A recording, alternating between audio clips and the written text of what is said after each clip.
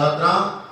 క్రీస్తు దేవుని బిడ్డలారా, ఉదయకాలమున దేవుని ఘనమైన శ్రేష్టమైన పరిశుద్ధమైన నామం పేట దేవునికి కృతజ్ఞత స్తుతులు స్తోత్రాలు చెల్లించే ధన్యత ఈ భాగ్యం దేవుడు మనకి ఇచ్చినందుకై దేవునికి వందనాలు చెల్లిస్తున్నా.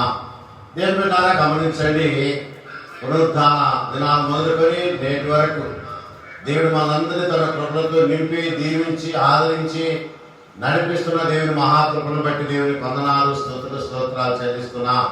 ప్రత్యేకించి దేవుని బిడ్డలారా, మనం ప్రభువైన యేసు క్రీస్తు వారు మానవ జయించి పరలోకానికి వెళ్ళి అక్కడ తండ్రి కుడి చేతి వైపున కూర్చుండి ఆయన అక్కడ కార్యాలు జరిగించుటకు దేవుని యొక్క చిత్తానుకూలంగా మహిమలో ప్రవేశించినట్టుగా చూస్తున్నా.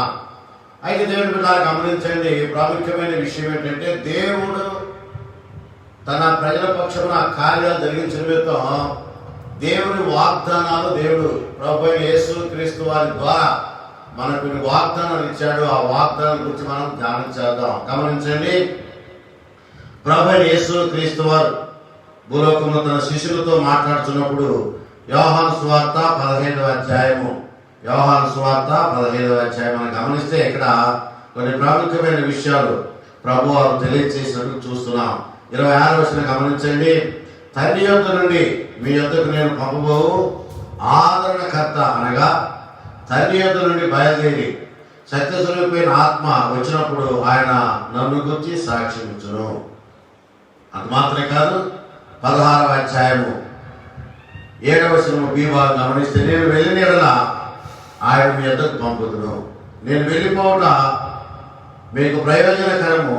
నేను వెళ్ళని యెడల ఆదరణకర్త మీ దగ్గరికి రాడు. నేను వెళ్ళిన యెడల ఆయనను మీ యొద్దకు పంపుదును. ప్రార్థన చేసుకుందాం. దామైనా ప్రేమ తండ్రి, పరలోక రాజ్యం నుండి భూలోకం రాజ్యం వరకు నాయన మీరు జరిగించిన కార్యాలను బట్టి మీకు వందనాలు చెల్లిస్తున్నా. ఇప్పుడు నాయన ఆదరణకర్తల గురించి మేము ధ్యానం చేయబోతున్నా. మీరు లోకంలో ఉన్నప్పుడు అయ్యా మీరు చెప్పిన వాగ్దానం, మీరు చేసిన కార్యం మేము జ్ఞాపకం చేసుకుంటున్నా. ఇదనో నాయన ఆదరణకర్తల గురించి మేము ధ్యానం చేస్తుండగా మీరు మాతో నాతో ఉండి కార్యం జరిగించమని ప్రార్థన చేస్తున్నా. ప్రత్యేకించిన ఆయన మీ సన్నిధి మాతో ఉంచి మీరు మాతో ఉండి కార్యక్రమం జరిగించమని కావాల్సిన జ్ఞానం మీరు అనుగ్రహించండి. అల్పన వ్యక్తులను వట్టివాడని తండ్రి, నన్ను మీ పాదములతో మరుగుపరిచి ప్రకారం దాచి నా ద్వారా మీరు మాట్లాడమని యేసయ్య నామమును బట్టి ప్రార్థన మీకు సమర్పించుకుంటున్నాం తండ్రి. ఆమేన్, ఆమేన్. కృష్ణ దేవుని బిడ్డలారా, ప్రభువును మీ అందరికీ హృదయపూర్వక వందనాలు తెలియజేస్తున్నాను. ఉదయ కాలమున దేవుడు మనకి ఇచ్చిన గొప్ప ధన్యతను బట్టి దేవునికి వందనాలు చెల్లిస్తున్నా. ఈ దినం దేవుని వాగ్దానం ప్రభువైన యేసు క్రీస్తు వారు ఆయన భూలోకంలో ఉన్నప్పుడు శిష్యులతో మాట్లాడిన విషయాలు ఏంటంటే, మిమ్మల్ని నేను అనాథులుగా విడవను. అయితే నేను వెళ్ళిపోవట మీకు ప్రయోజనకరం. నేను వెళ్ళనిదే ఆదరణకర్త మీ దగ్గరికి రాడు. నేను వెళ్ళి ఆయన మీ దగ్గరికి పంపిస్తానని తన శిష్యులతో చెప్పిన మాటలు ఉన్నట్లుగా భక్తుడైన యోహాను తన గ్రంథంలో తెలియజేశాడు. కనుక దేవుని బిడ్డలారా, గమనించండి, ఇప్పుడు ప్రభు మనతో లేరు, మన మధ్య లేరు. ఆయన నిత్యరాజ్యంలో ఉన్నారు. ఆయన నిత్యరాజ్యంలో ఉంటూ ఆయన వాగ్దానం చేసినటువంటి వాగ్దానం తండ్రి వలన ఆయన విని తన శిష్యులకు చేసిన వాగ్దానము ప్రకారం ఆయన ఆదరణకర్తలు అనగా పరిశుద్ధాత్మను మన మధ్యకు పంపించినట్టుగా చూస్తున్నాం. ఆదరణకర్తను పంపిస్తానని ఆయన వాగ్దానం చేసిన దేవుడు ఆ వాగ్దానం ప్రకారము ఆదరణకర్తను పంపించటకు ఆయన చిత్తమని దేవుని బిడ్డలారా జ్ఞాపకం చేస్తున్నారు. అందుకే అంటున్నాడు 15వ అధ్యాయం గమనిస్తే, తండ్రి యొద్ద నుండి మీ యొద్దకు నేను పంపబోవు ఆదరణకర్తనగా తండ్రి యొద్ద నుండి బయలుదేరు సత్యస్వరూపమైన ఆత్మ వచ్చినప్పుడు ఆయన నన్ను గురించి సాక్ష్యం ఇచ్చును. ఇక్కడ మనం గమనిస్తే ఆదరణకర్త ప్రభువైన యేసు క్రీస్తు వారు మన మధ్య లేరు. వారు ప్రభు దగ్గర అనగా తండ్రి దగ్గర ఉన్నాడు, మహిమలో ఉన్నాడు. అయితే శిష్యులను అనాథులుగా విడవను అన్నాడు. వారికి ఆదరణకర్తను పంపిస్తారని వాగ్దానం చేశాడు. ఆ వాగ్దానం ప్రకారం ప్రభువైన యేసు క్రీస్తు వారు ఆదరణకర్తను పంపించుటకు దేవుని యొక్క చిత్తమని దేవుని బిడ్డలారా జ్ఞాపకం చేసుకున్నాం. కాబట్టి ఈ ఆదరణకర్త అనే మాట మనం జ్ఞాపకం చేసుకుంటే దేవుని బిడ్డలారా గమనించండి, మూల భాషలో గ్రీకులో పెరిక్యూటాస్ అంటారు. పెరిక్యూటాస్ అనే అర్థం ఏంటంటే ఆదరణకర్త. అది మాత్రమే కాదు, పెరిక్యూటాస్ అనగా దేవుని గుణగణాలని, దేవుని యొక్క గుణగణాలు, ద క్వాలిటీస్ ఆఫ్ గాడ్ అంటారు. దేవుని యొక్క గుణగణాలను ఆయన భూలోకానికి పంపిస్తానని వాగ్దానం చేశాడు. అయితే ఈ దేవుని యొక్క గుణగణాలలో కొన్ని ప్రాముఖ్యమైన విషయాలు మనకున్నాయి. ఏంటి ఆ ప్రాముఖ్యమైన విషయాలంటే దేవుని ఆదరణకర్త యొక్క గుణలక్షణాలు. అనగా ఆదరణకర్త దేవుని యొక్క గుణలక్షణాలు కలిగిన వాడని మనం గమనించాలి. దేవునికి ఏ గుణలక్షణాలు ఉన్నాయో అవి ఆదరణకర్త ద్వారా మనకు అందిస్తున్నట్టుగా దేవుని బిడ్డలారా జ్ఞాపకం చేస్తుంది. అందుకనే ప్రకటన గ్రంథంలో భక్తులైన యోహాను రాసిన ప్రకటన గ్రంథం మనం గమనిస్తే 21వ అధ్యాయం 3వ వచనంలో, ఇదిగో దేవుని నివాసము మనుషులతో కూడా ఉన్నది, ఆయన వారితో కాపురులని లేఖనం చూస్తున్నాం. కనుక దేవుని నివాసము మనుషులతో కూడా అంటే ఆదరణకర్తను మీ మధ్య ఉంచుతానని దేవుని యొక్క వాగ్దానం. ఆదరణకర్తను మీ దగ్గర ఉంచుతాను, ఆయన మనతో నివాసం చేస్తాడు. ఇక్కడ ఒక సత్యం మనం గమనించాలి. దేవుడు నిత్యరాజ్యంలో ఉన్నాడు, దేవుడు పరలోక రాజ్యంలో ఉన్నాడు. ఆయన ఆత్మ, పరిశుద్ధాత్మ మన మధ్య ఉంటాడు, మనతో ఉంటాడు, మనతో ఆయన కాపురమున్న దేవుడని దేవుని బిడ్డ జ్ఞాపకం చేసుకున్నాం. చూడండి, గమనించండి, దేవుని యొక్క ప్రేమ ఎంత గొప్పదంటే ఆయన పరలోకంలో ఉన్నాడు, నిత్యరాజ్యంలో ఉన్నాడు. ఆయన ఆత్మను మనకు నిజంగా దేవుని యొక్క ప్రేమ లాంటిది. ఆయన ఆత్మ మనకు ఆదరణకర్తగా లేక మన మధ్య సంచరించే నివాసం చేసే ఒక శ్రేష్టమైన ధన్యత దేవుడు మనకి ఇచ్చినందుకై దేవుని వందనాలు చెల్లిస్తున్నాం. కనుక దేవుని బిడ్డలారా గమనించండి, ఇదిన ఆదరణకర్త పెరిక్యూటాస్ అనగా దేవుని గుణలక్షణాలు కలిగినటువంటి ఆదరణకర్తను మనం ఈ దినం ధ్యానం చేద్దాం. ఆదరణకర్తల గురించి ధ్యానం చేద్దాం. దేవుని బిడ్డలారా మూల భాష మనం గమనిస్తే ఆదరణకర్తకు అనేక లక్షణాలు ఉన్నాయి. ముఖ్యంగా దేవుని గుణగణాలు కలిగిన వాడు, దేవుని లక్షణాలు కలిగిన వాడు, దేవునికి ఏ లక్షణాలు అయితే ఉన్నాయో అవన్నీ ఆయనలో ఉన్నవి. ఆయన పేరే ఆదరణకర్త.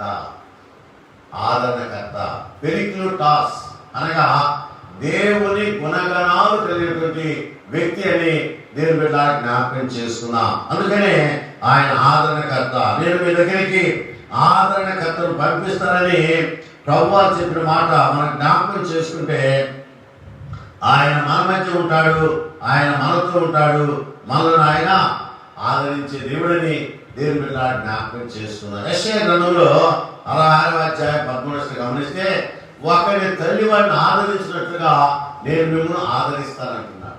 ఆదరణకర్త పెరిక్యూటాస్, ఆదరణకర్తనగా ఆయన ఆదరించే దేవుడు. ఎలాగంట, ఒకరి తల్లి వాడిని ఆదరించినట్లుగా నేను మిమ్మల్ని ఆదరించాను. ఈ మాట ఎందుకు యెషయా భక్తుడితో దేవుడు మాట్లాడాలంటే, యెషయా భక్తుడు తల్లి గర్భంలో ఉన్నప్పుడు దేవుని ప్రణాళిక నెరవేరాలని, దేవుని యొక్క చిత్తం నెరవేరాలని, యెషయా ద్వారా దేవుడు కార్యాలు జరిగించాలని, ఆయన ఒక ప్రవక్తగా భూలోకానికి ఆయన ప్రవక్తగా మరి సేవ చేయాలన్న ఉద్దేశంలో తల్లి గర్భంలో ఉన్నప్పుడే ఆయన దేవుడు ఏర్పాటు చేసుకున్నాడు.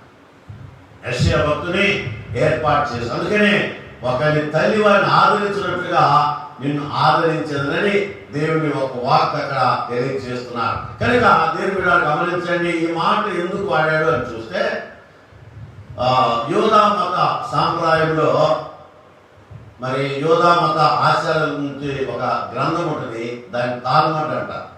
తాల్మట్ గ్రంథంలో యోధమ తల్లులు ఎలాగా వారు తన గర్భంలో శిశువు కలిగినప్పుడు లేక దేవుడు వారిని జ్ఞాపకం చేసుకున్నప్పుడు ఎలాగ వారు ప్రార్థన చేస్తారో, ఎలాగ వారు తన కుమారుని లేక పుట్టబోయే కుమార్తె విషయంలో ఎలాగ వారు దేవుని యొక్క సన్నిధిలో తర్బీదు పొందుతారో అన్న విషయాన్ని దేవుని బిడ్డలారా మనం జ్ఞాపకం చేస్తున్నాం. ఒకరి తల్లి వారిని ఆదరించినట్లుగా అంటారు. ఆదరణకర్త అంటే అన్ని విషయాలలో ఆయన ఆదరించేవాడు. అందుకనే ఆయనను ఆదరణకర్త అని పిలిచినట్టుగా చూస్తున్నాం. శ్రమలలో, బాధల్లో, కష్టాల్లో, ఇరుకుల్లో, ఇబ్బందుల్లో, అన్ని విషయాలలో ఆయన ఆదరణ కలిగిన దేవుడు, ఆదరించే దేవుడు అన్న విషయాన్ని దేవుని బిడ్డలారా మనము ధ్యానపూర్వకంగా జ్ఞాపకం చేస్తున్నాం. కనుక యోధమ తల్లుడు అంటే దేవుడు ఆమె జ్ఞాపకం చేసుకోగానే ఒక శిశువు పుట్టబోతున్నాడు అన్నటువంటి ఆ ఉద్దేశం వల్ల కలగానే ఆమె మొట్టమొదటిగా కోరుకునేది ఏంటంటే పుట్టబోయే శిశువు దేవుని దాసునిగా ఉండాలి అనేది ఆమె యొక్క ఉద్దేశం. అందుకనే 10 ప్రాముఖ్యమైనటువంటి కోరికలు ఆమెకు ఉంటాయి. గర్భంలో శిశువు పుట్టడానికి ప్రారంభించగానే యోనమ తల్లులకు 10 కోరికలు ఉంటాయి. ఆ 10 కోరికలు ఆమె ప్రసవించేంత వరకు ఆ 10 కోరికలను ఆమె దేవుని దగ్గర ఉంచి ఆమె దేవునికి సమర్పించుకొని భర్తతో మాట్లాడుతున్నప్పుడల్లా దేవుని వాక్యమే మాట్లాడుతుంది, కానీ వేరే విషయం మాట్లాడు. ఎందుకంటే గర్భంలో ఉన్న శిశువు దేవుని వాక్యంతో నింపబడాలి.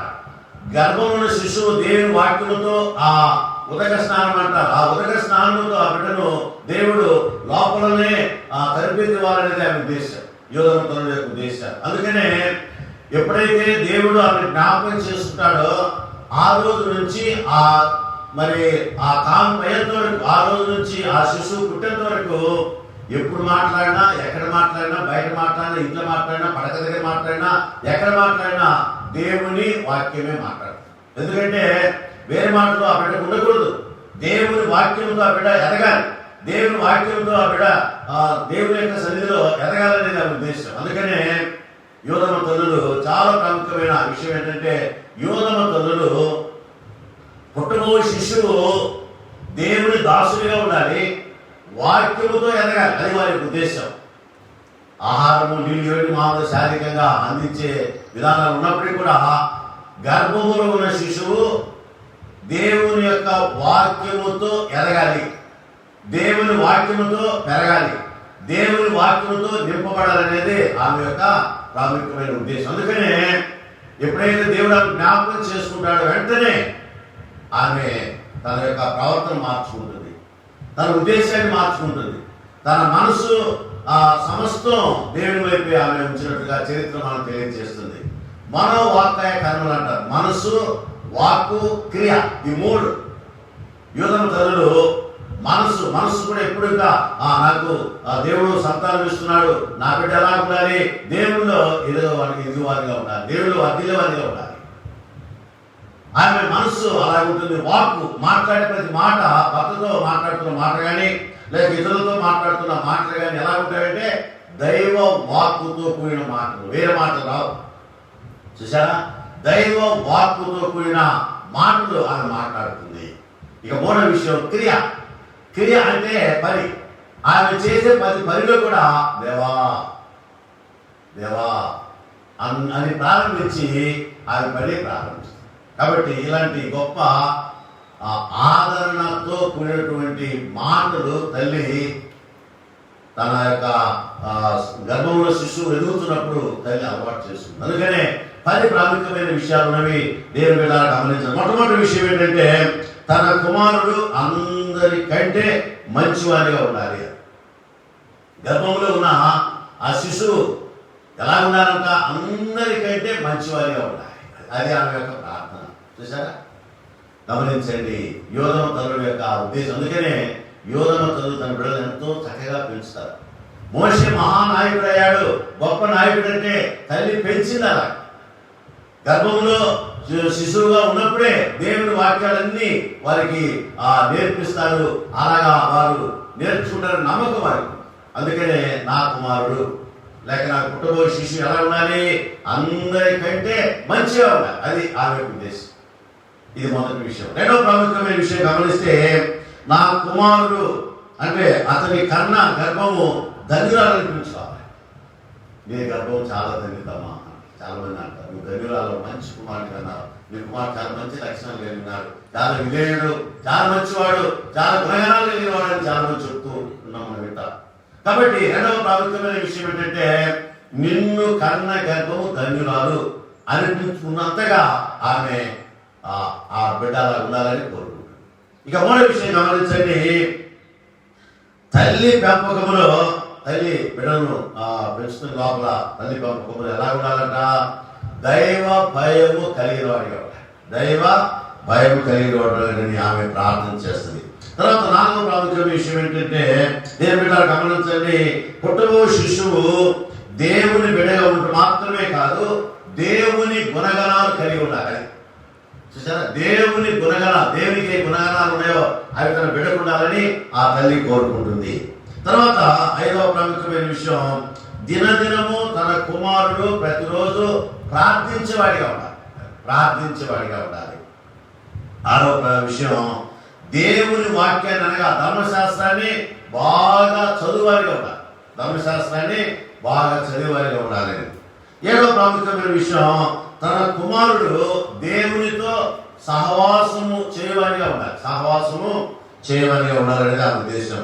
తర్వాత ఎనిమిదవ ప్రాముఖ్యమైన విషయం, దేవునితో సహవాసం మాత్రమే కాదు, దేవునితో మాట్లాడువారిగా ఉండాలి. దేవునితో మాట్లాడువారిగా ఉండాలి అనేది ఆ ఉద్దేశం. తర్వాత తొమ్మిదవ ప్రాముఖ్యమైన విషయం, తన కుమారుడు పరలోక రాజ్యములో దేవునితో లేక దేవుని సహవాసంలో లేక దేవుని రాజ్యంలో చేరాలనేదే ఆమె ఉద్దేశం. 10వ ప్రాముఖ్యమైన విషయం, తన కుమారుడు అందరికంటే గొప్పవారిగా ఉండాలి. తన కుమారుడు అందరికంటే గొప్పవారిగా ఉండాలి. ఈ భావాలన్నీ ఆమె మనసులో పెట్టుకొని ప్రతిరోజు దేవుని ఆమె ఇంట్లో ప్రార్థన చేస్తారు. ఆమె మాట్లాడే ప్రతి మాట దైవ చిత్తానుకూలంగా మాట్లాడుతుంది. ఆమె మాట్లాడే ప్రతి మాటలో దేవుని గురించిన విషయాలు మాట్లాడినప్పుడు ఇవన్నీ కడుపులో ఉన్నటువంటి శిశువుకు దేవుడు వాటన్నిటిని మేలువింప చేసి శ్రేష్టమైన కార్యాలు జరిగిస్తాడనేది యోధమ తల్లుల యొక్క ఉద్దేశము. అందుకే అన్నాడు ఆ మాట, ఒకరి తల్లి వారిని ఆదరించినట్టుగా నేను నిన్ను ఆదరించాను. యెషయా భక్తులతో దేవుడు చెప్పిన మాట, నేను ఆదరిస్తాను. దేవుడు బిడ్డలు గమనించండి, ఆయన తల్లి కోసం ఎంతో వేదనపడుతున్నాడు. తల్లి కోసం బాధపడుతున్నప్పుడు యెషయా భక్తుడు తల్లి చనిపోయినప్పుడు ఆయన ఎంతో వేదన పడుతున్నప్పుడు ఆ మాట అన్నాడని చరిత్ర మనకు తెలియజేస్తుంది. ఒకరి తల్లి వారిని ఆదరించినట్లు నేను ఆదరిస్తాను, మీకు నేను ఆదరణకర్తగా ఉంటానని దేవుడు చెప్పిన మాటలని దేవుని బిడ్డలకు జ్ఞాపకం చేస్తున్నాం. కాబట్టి దేవుని బిడ్డలు మనం గమనిస్తే ఆదరణకర్త దాన్ని మనము ఆదరణకర్తను ఇంగ్లీష్లో మనం చూస్తే ఆయన కంఫోర్టర్ అనగా ఓదార్చువాడు. కాబట్టి ప్రభువైన యేసుక్రీస్తు వారు అక్కడ ఉంటాడు, పరలోక రాజ్యంలో ఉంటాడు. కానీ ఇక్కడ ఆదరణకర్త నిన్ను నన్ను ఓదార్చుతాడు. శ్రమలో, బాధల్లో, కష్టాల్లో, ఇరుకుల్లో, ఇబ్బందుల్లో ఎలాంటి శోధనలు వచ్చినా ఆయన నిన్ను నన్ను ఆదరించే దేవుడని దేవుని బిడ్డ జ్ఞాపకం చేస్తున్నా. మాత్రమే కాదు, ఆయన దేవుని యొక్క సాన్నిధ్యంలో నిన్ను జ్ఞాపకం చేసుకుని ప్రతిదినము నిన్ను ఆయన దీవిస్తాడు. దేవుని బిడ్డ గమనించండి, ప్రతిరోజు ఆయన నిన్ను ఆశీర్వదిస్తాడు. అందుకనే యెషయా గ్రంథంలో రాయబడిన మాట, నిన్ను నా అరచేతిలో చెక్కి ఉన్నాను, చూడుము నిన్ను నేను అరచేతిలో చెక్కి ఉన్నాను అంట. చూసారా? అరచేతిలో చెక్కున్న దేవుడు ప్రతిరోజు చూస్తాడు, ప్రతిరోజు తన కార్యాలు జరిగిస్తాడు. ప్రతిరోజు ఆయన చూసి వారి ప్రవర్తనను ఆయన సరిచేసే దేవుడని దేవుని బిడ్డలకు జ్ఞాపకం చేసుకున్నాం. అందుకనే దేవుని బిడ్డలకు గమనించండి, చూడుము నిన్ను నా అరచేతిలో చెక్కి ఉన్నాను. మూల భాషలో చూస్తే రాసుకున్నాను. కాబట్టి చెక్కుట ఒక విధమైతే రాయట అందుకంటే ధన్యత. రాసుకుంటా చెదిరిపోదు, కాబట్టి చెదిరిపోకుండా రాసుకుంటాడు. అందుకనే చూడుము నేను నిన్ను అరచేతిలో చెక్కి ఉన్నాను, రాసి ఉన్నాను, రాసుకున్నాను అంటున్నాడు దేవుడు. కాబట్టి దేవుని మీద ఆయన ఆదరించే దేవుడు. శ్రమలో, బాధలో, కష్టాల్లో, ఇరుకుల్లో అన్ని విషయాల్లో ఆయన ఆదరించే దేవుడు. నిన్ను విడువను, నిన్ను ఎడబాయను, దెబ్బలు కలిగి ధైర్యంగా ఉండమని చెప్పిన దేవుడు పరలోకంలో ఆయన ఉన్న భూలోకంలో నిన్ను ఆదరించే దేవుడు. దాన్నే మూల భాషలో సూతర్ అంటారు. సూతర్ అనే అర్థం ఏంటంటే ఆయన నీ చుట్టూ ఉండి నిన్ను వెంటాడుతూ నీకు శ్రమలు, బాధలు రాకుండా కాపాడు. దాన్ని సూతర్ అంటారు. సూతర్ కనుక దీని మీద గమనించండి, నీ చుట్టూ ఉంటాడు, నీతో ఉంటాడు. నీకు వ్యాధులు, బాధలు, కష్టాలు, ఇరుకులు వచ్చినా నిన్ను ఆదరించి, గణపరిచి, మయపరిచి దేవుడు అన్న విషయాన్ని నేను వీళ్ళకి జ్ఞాపకం చేయదు. అందుకనే ఒకరిని తల్లి వారిని ఆదరించినట్లుగా నేను ఆదరించను. కాబట్టి ఆయన కంఫర్టర్ గా పనిచేస్తాడు. ఆ ఓదార్చువాడు, సేద తీర్చువాడు, నెమ్మదిపరచువాడు, సమాధానం ఇచ్చేవాడు, బలపరచువాడు, దిగజారిన స్థితి నుంచి ఆయన దిగజారిపోయే స్థితి నుంచి కూడా ఆయన లేపువాడు అన్న విషయాన్ని నేను వీళ్ళకి జ్ఞాపకం చేసుకున్నాం. కాబట్టి ఆయన ఆదరణకర్త. చూసారా, పరలోక రాజ్యంలో నిత్య నివాసం చేయన ప్రభువైన యేసుక్రీస్తు వారు ఇక్కడ మనను విడవకుండా, వెడబాయకుండా ఆయన పంపించినటువంటి ఆదరణకర్త, పెరిక్లెటాసనగా ఆదరణకర్త, నిన్ను ఆదరించేవాడు, మనను బలపరిచేవాడు, మనం బాగు చేసేవాడు, మన బాగోగులని కూడా ఆయన చూసే దేవుడని నేను వీళ్ళకి జ్ఞాపకం చేస్తున్నాం. ఆయన అక్కడ కనబడని స్థితిలో ఉన్నాడు. ఇక్కడ ఆ పరిశుద్ధాత్మ దేవుడు లేక పరిశుద్ధాత్మ శక్తి నీలో, నాలో, మనందరిలో ఆ శక్తి కుమరించబడుతుంది. అనువనున దేవుని పరిశుద్ధాత్మ శక్తి కుమరించబడుతున్నట్టుగా దేవుని బిడ్డలకు జ్ఞాపకం చేస్తున్నాం. అందుకనే దేవుని బిడ్డ గమనించండి, మోషేతో దేవుడు అన్నాడు, అయ్యా నువ్వు నాతో రండి అని దేవుని అడిగితే దేవుడు అన్నాడు, నా సన్నిధికి ముందుగా వెళ్ళు, my presence will go with you. కనుక దేవుని యొక్క సన్నిధి మనకు తోడుగా ఉంటుంది. ఆదరణకర్త ఎల్లప్పుడూ మనతో ఉంటాడు, మన మధ్య ఉంటాడు. మనం ఎక్కడ ఉంటే ఆయన దేవుని గమనించాలి. అందుకని చూస్తానంటే అర్థం ఏంటంటే, మూల భాషలు గమనిస్తే మనం కూర్చుంటే ఆయన కూర్చుంటాడు, మనం లేస్తే ఆయన లేస్తాడు, మనం నడిస్తే ఆయన నడుస్తాడు, మనం ఏం చేస్తే ఆయన పని చేస్తాడు. చూసారా, ఇది ఆదరణకర్త యొక్క భావం. సూత్రంలో ఉన్న భావం ఏంటంటే, మనం ఏం చేస్తే ఆయన అలాగా చేస్తాడు, మనం మాట్లాడుతుంటే ఆయన మాట్లాడు. దేవుని బిడ్డలు గమనిస్తారు, ఇలాంటి గొప్ప ఆదరణకర్తను దేవుడు మన మధ్యకు పంపించాడని దేవుని బిడ్డలకు జ్ఞాపకం చేస్తాం. అందుకనే తల్లితో చేయబడిన వాగ్దానం మనం గమనిస్తే, తల్లితో చేయబడిన వాగ్దానం, ఆయన సత్య స్వరూపైన ఆత్మ, ఆయన సత్య స్వరూపైన ఆత్మని కూడా పిలువబడినట్లుగా దేవుని బిడ్డలకు జ్ఞాపకం చేస్తున్నాం. శ్రమలో, బాధలో, కష్టాలు, ఇరుకులో, ప్రతి విషయంలో ఆయన ఆదరించేది. చెదిరిపోయిన మనుషులను తిరిగి కట్టువాడు ఆయన, చెదిరిన మనుషులను ఆయన చేరదీసుకోవాడు ఆయనే, గుండె చెదిరిన వారిని బాగు చేయవాడు ఆయనే. దేవుని బిడ్డ గమనించండి, అందుకనే ఆయన ఆదరణకర్తగా భూలోకంలో సంచరిస్తున్నాడు. హృదయ కాలంలో ఒకసారి మనం జ్ఞాపకం చేస్తున్నాం, దేవుడు వాగ్దానం చేసినటువంటి వాగ్దానం మేరకు నేను మిమ్మల్ని అనాథులుగా విడువను, నేను వెళ్ళిపోవడం మీకు ప్రయోజనకరము, నేను వెళ్ళనిదే ఆదరణకర్త మీ దగ్గరికి రాడు, ఆయన వచ్చి మిమ్మల్ని సర్వసత్యములోనికి నడిపించునని ఇక్కడ చెప్పినట్లు చూస్తున్నాం. కనుక ఆదరణకర్త దేవుని యొక్క శ్రేష్టమైన ధన్యతని దేవుని జ్ఞాపకం చేస్తున్నా. ఆదరించే దేవుడు, శ్రమలలో, బాధల్లో, కష్టాల్లో ఆదరించి. నాయను గ్రామం ప్రభువు వెళ్ళాడు. వెళుతున్నప్పుడు నాయను కుమారుడు, నాయను యొక్క కుమారుడు చనిపోయాడు. ఆ విధురాలు నాయన విధురాలు కుమారుడు చనిపోయాడు. కనుక ఆ కుమారుని ఎత్తుకొని బయటికి వస్తున్నారు. శవం లోపల ఉంటారు, వీలేదు బయటికి రావాలి. నిర్జీవమైనది బయటికి రావాలి, సజీవమైనది లోపలికి వెళ్ళాలి. ప్రభువారు సజీవుడు కనుక ఆయన లోపలికి వెళ్తున్నారు. ఆయన పాడి ముట్టగానే వెంటనే చూసి కనికరపడి ఆయన పాడి ముట్టగానే వెంటనే అక్కడ దేవుడు అద్భుతకార్యం జరిగించాడు. చనిపోయినటువంటి నాయను విధురాలి కుమారుడు వెంటనే బ్రతికాడు. దేవుని స్తోత్రం. చూసారా, ఆదరణ. ఆ తల్లికి ఒక్కడే కుమారుడు, ఆమెను ఆదరించాడు, ఆమెను బలపరిచాడు, ఆమెతో మాట్లాడాడు. దేవుడు కాబట్టి ఇలాంటి ఆ సన్నివేశాలు ఎన్నో ఉన్నాయి. ఆయన ఆదరించే దేవుడు, ఆయన కరుణించే దేవుడు, ఆయన కాపాడు దేవుడు, ఆయన అన్ని విధాలా మనతో కార్యం జరిగించే దేవుడు అనే విషయాన్ని దేవుని బిడ్డలకు జ్ఞాపకం చేస్తున్నాం.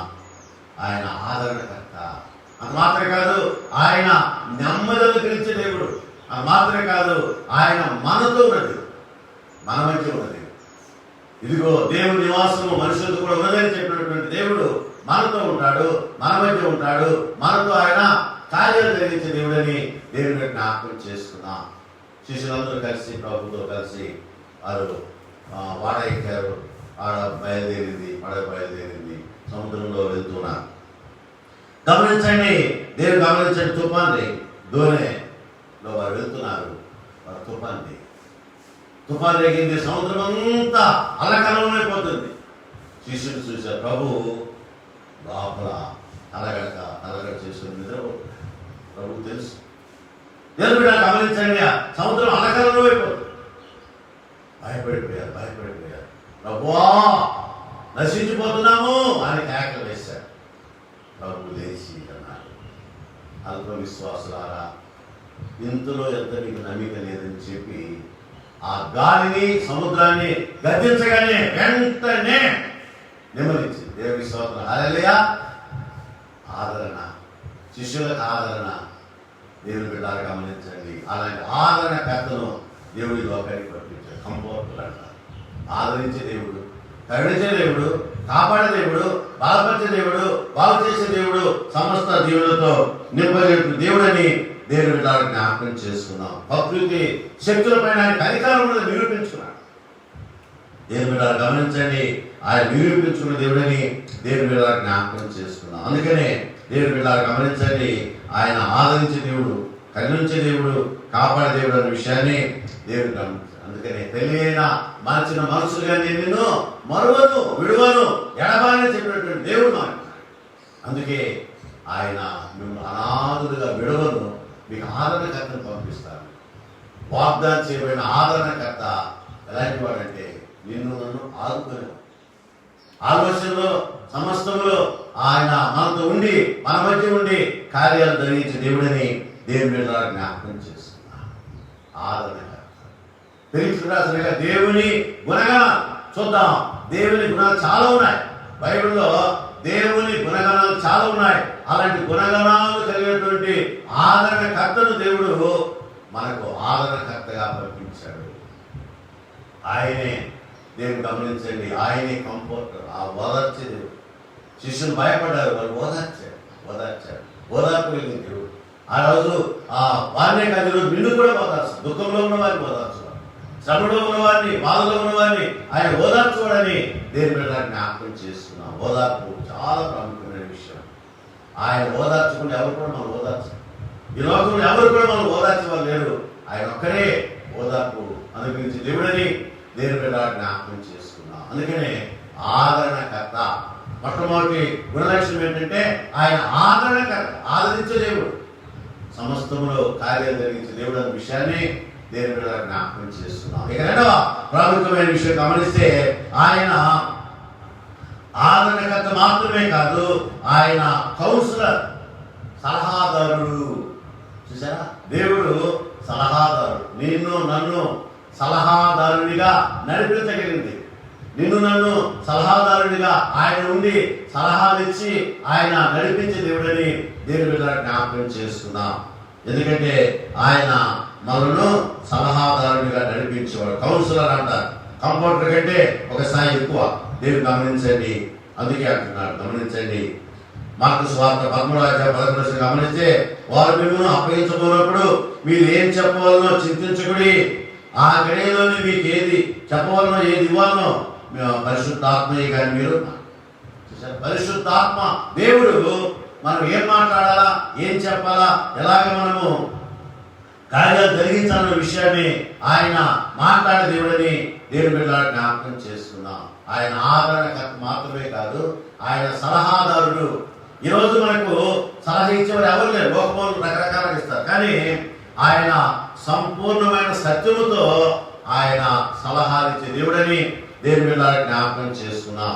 అసత్యం నుండి సత్యంలోకి నడిపించే దేవుడని, మానసికంగా రకరకాల వ్యాధుల్లో, బాధల్లో, కష్టాల్లో, ఇరుకుల్లో ఆయన సలహాలు ఇచ్చి నడిపించేవాడని దేవుని బిడ్డలకు జ్ఞాపకం చేస్తున్నా. సలహాదారుడు కనుక యేసు క్రీస్తు వారి లోకానికి పంపించిన పరిశుద్ధాత్మ దేవుడు నీకు నాకు సలహాదారుడని దేవుని బిడ్డలకు జ్ఞాపకం చేస్తున్నా. ఆయన సలహాదారుడు, సలహాలు ఇచ్చేవాడని చూస్తున్నా. కాబట్టి ఆయన భూలోకంలో నీకు నాకు సలహాదారుడిగా పరిశుద్ధాత్మ శక్తిని కుమరించినట్లుగా దేవుని బిడ్డలకు జ్ఞాపకం చేయాలి. అందుకనే ఆయన సర్వ సత్యములోనికి నడిపించును. ఆయన వచ్చినప్పుడు సర్వ సత్యం నడిపించునని లేఖనం తెలియజేస్తుంది. కనుక సలహాదారునిగా ఆయన మనను నడిపిస్తాడు.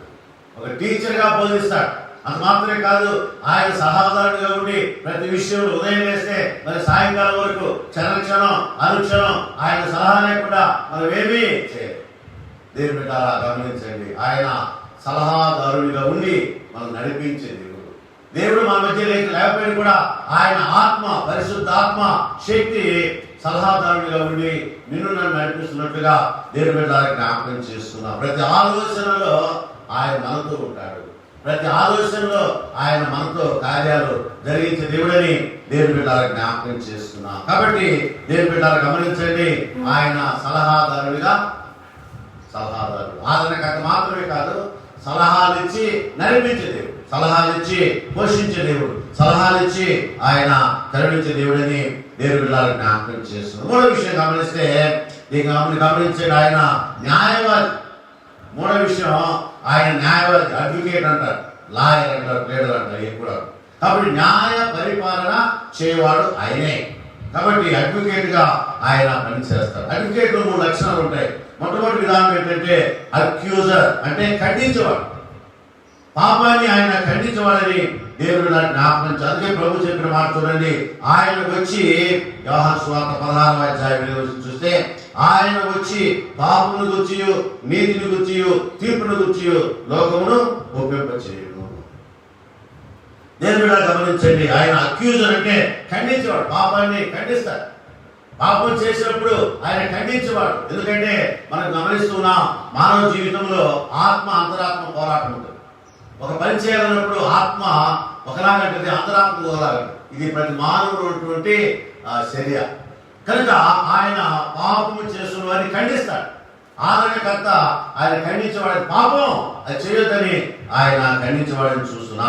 దేవుని బిడ్డలు గమనించారు. రెండవ ప్రాముఖ్యమైన విషయం ఏంటంటే ఆయన డిపెండర్, మన పక్షంగా పోరాడు, విజ్ఞాపన చేస్తాడు. యేసుక్రీస్తు వారు మన మధ్య లేనప్పటికీ కూడా ఆయన పంపించిన ఆత్మ ఆయన పోరాటం చేస్తాడు. ఏంటి పోరాటం అంటే మన పక్షంగా తండ్రి దగ్గర విజ్ఞాపన చేయవాడు చూస్తున్నా. ఇక మూడో విషయం గమనిస్తే ఆయన తీర్పు తీర్చువాడు, జడ్జిమెంట్ అంటారు, తీర్పు తీర్చువాడని చూస్తున్నా. దేవుని బిడ్డలు గమనించండి, ఇలాగా ఆయన ఆదరణకర్త గుణలక్షణాలు కలిగిన వాడని దేవుని బిడ్డలకు జ్ఞాపకం చేసుకున్నాం. క్లుప్తంగా ఈ దినం మనం ధ్యానం చేస్తున్నాం. మొట్టమొదటి విషయం ఏంటంటే ఆయన ఆదరణకర్త. రెండవది ఆదరణకర్త, కంప్యూటర్ చూస్తున్నాం. రెండవ విషయం ఆయన సలహాదారుడు, కౌన్సిలర్ అని చూస్తున్నాం. మూడవ విషయం ఆయన లాయర్ లేక అడ్వకేట్ అని చూస్తున్నాం, న్యాయవాది. కాబట్టి ఆయన మన పక్షాన న్యాయం జరిగిస్తాడు. బుద్ధి విజ్ఞాన సర్వ సంపదలు ఆయన గుర్తులే కనుక ఆయన జ్ఞానము చొప్పున న్యాయం జరిగించి దేవుడని దేవుని బిడ్డలకు జ్ఞాపకం చేసుకున్నాం. అది మాత్రమే కాదు, ఆయన మనతో ఉంటాడు, ఆయన మన మధ్య ఉంటాడు, ఆయన మనతో కార్యాలు జరిగించి దేవుడని దేవుని బిడ్డలకు జ్ఞాపకం చేసుకున్నాం. ఇలాగా ఈ దినం పరిశుద్ధాత్మ కార్యాలు, పరిశుద్ధాత్మ గుణలక్షణాలు దేవుని బిడ్డలను మనం జ్ఞాపకం చేసుకుంటున్నాం. కనుక దేవుడు మన మధ్య ఉన్నాడు, దేవుడు మనతో ఉన్నాడు, దేవుడు మనతో కార్యాలు జరిగించి దేవుడని దేవుని బిడ్డలకు జ్ఞాపకం చేస్తున్నాం. కాబట్టి పరిశుద్ధాత్మ కార్యం ఎలాగుంటే చూడండి, గమనించండి. యోహాను సువార్త 16వ అధ్యాయం 14 చూస్తే, ఆయన నా వాటిలోనివి తీసుకుని మీకు తెలియచేయను కనుక నన్ను మహిమపరచును. తండ్రికి కలిగినవన్నీ నావి, అందుచేత ఆయన నా వాటిని తీసుకుని మీకు తెలియచేయని చెప్పాడు. కాబట్టి దేవునికి మహిమ. ఎందుకంటే ఆత్మ కార్యాలు వేరుగా ఉంటాయి, ఆత్మశక్తి వేరుగా ఉంటుంది, ఆత్మ నడిపి వేరుగా ఉంటుంది, ఆత్మ యొక్క కార్యాలు వేరుగా ఉంటాయి. అందుకని నా వాటిని కొన్ని తీసుకొని ఆయన మీకు బోధించునని లేఖనంలో చూస్తున్నా. కనుక దేవుని బిడ్డలారా గమనించండి, ఆయన కార్యాలు జరిగించారు. ఇదేనో మరి నిజంగా యేసుక్రీస్తు వారు నిత్యరాజ్యంలో ఉన్నారు. ఆయన పంపించిన ఆదరణకర్త కోసం మనము ఎదురు చూస్తున్నాం. ఈ ఆదరణకర్త ఇలాగా తన కార్యాలు జరిగించి దేవుడిని జ్ఞాపకం చేసుకొని నేను మనమందరం కూడా ఆదరణ పొందాలి, ఆయన సలహాలు పాటించాలి. తర్వాత ఆయన శ్రేష్టమైనటువంటి ధన్యతలు ధరించేవాడు కనుక ఆయన తీర్పు తీర్చేవాడు. ఆ తీర్పుకు లోబడాలి. మన పాప క్రియలన్నీ కూడా తీర్పులోకి వస్తున్నాయి, తీర్పుకు లోబడాలి. అలాగే మనం ముందుకు సాగుటకు మరి ఆదరణకర్త నిన్ను నన్ను ఆదరించి బలపరిచి బలమైన కార్యం జరిగించినట్లు పరిశుద్ధాత్మ దేవుడు సాయం చేయను గాక. ఆమేన్, ఆమేన్, ఆమేన్. ప్రార్థన చేసుకున్నాం. పరమదాసుడా ప్రియ తండ్రి, ఎంతవరకు నాయన వాగ్దానం చేసినటువంటి సత్యస్వరూపిన ఆత్మ గురించి మేము ధ్యానం చేశాం. ఆయన ఆదరణకర్తగా మా జీవితంలో ఆయన ఆదరించే దేవుడిగా ఉన్నట్టుగా మేము చూస్తున్నాం. అది మాత్రమే కాదు, ఆయన ఓదార్చే దేవుడిని చూస్తున్నాం. అది మాత్రమే కాదు, సలహాలు ఇచ్చి నడిపించే దేవుడిని చూస్తున్నాం. అది మాత్రమే కాదు, ఆయన పాపాలు చేసినప్పుడు ఖండించే దేవుడిని చూస్తున్నాం. ఇలాంటి గొప్ప ఆదరణకర్తలు మా మధ్య పంపించినందుకై అయ్యా మీకు వందనాలు చెల్లిస్తున్నాం. మేము నాయన మా జీవితంలో తండ్రి మరి మీకు లోబడి, మీ చిత్తానికి లోబడి ఆదరణ కొరకు మీ ద్వారా అయ్యా మరి మేలు బదులు మేలుతో ఎదురు చూసి వారిగా మమ్మల్ని జ్ఞాపకం చేసుకుని దీవించి బలపరచమని, బలమైన మీ కార్యాలు జరిగించి మహిమ పొందమని, మీరే మా పక్షాన కార్యాలు జరిగించి మహిమ పొందమని అయ్యా మీ సన్నిధిని మాపై ఉంచమని ప్రార్థన చేస్తున్నాం. అయ్యా ఈ సమయంలో తండ్రి కరోనా విషయంలో తండ్రి వైరస్ కోసము అయ్యా మేము మీ దగ్గర జ్ఞాపకం చేస్తున్నాం. అయ్యా మరి దేశాలు జ్ఞాపకం చేసుకునండి. ప్రపంచ దేశాల్లో జరుగుతున్నటువంటి అయ్యా మరి కరోనాను తీసివేయండి ఆయన, తీసివేయండి ప్రభువా. కరోనా వ్యాధిని అయ్యా తొలగించండి, సాయం చేయని ఆయన, మీకు బలపరచమని ప్రార్థిస్తున్నాం తండ్రి. మా ప్రార్థన ఆలకించిన ఆయన మేలు చేయని ఆయన, మీ కార్యాలు జరిగించమని, మీ సరిదించమని, మీ కాపులు దయచేయమని అయ్యా మీరు మాతో ఉండి కార్యం జరిగిస్తున్న విధానం బట్టి మీకు వందనాలు చెల్లిస్తున్నా. అయ్యా మరి మా రాష్ట్రాన్ని జ్ఞాపకం చేసుకునండి, రాష్ట్ర నాయకులను జ్ఞాపకం చేసుకున్న ఆయన అయ్యా ఒక్కొక్కరిని మీ సరిగ్గా జ్ఞాపకం చేసుకుందేవా దీవించండి ప్రభువా. అయ్యా సేవ చేస్తున్నటువంటి వైద్యులను అలాగే నాయన వారి పరిశీలన మీరు జ్ఞాపకం చేసుకుని డాక్టర్లు దీవించండి, అయ్యా నర్సులు దీవించండి, పరిశీలన చేస్తున్నా వీళ్ళందరినీ మీరు దీవించి మీ జ్ఞాపకం చేసుకుని ప్రార్థిస్తున్నా. మాత్రం కాదు నాయన పోలీస్ శాఖ వారితో అయ్యా మరి త్యాగపూరితమైన సేవలు ముందుకు సాగుతూ కార్యం జరిగిస్తుండగా దీవించిన ఆయన మీ కృపలో బాలపరచమని ప్రార్థన చేస్తున్నాం. మా ప్రార్థన ఆలకించిన ఆయన మీ కృపలో బాలపరిచి బలమైన మీ కార్యం జరిగించి మహిమ పొందమని అయ్యా మీ సన్నిధి మాత్రం ఉంచమని ప్రార్థిస్తున్నాం. మీరు సలహాదారులు కనుక నాయన అయ్యా డాక్టర్లు సలహాలు ఇవ్వండి, ఆ సలహా ప్రకారం నాయన వారు పనిచేయడం చేయమని ప్రార్థిస్తున్నాం.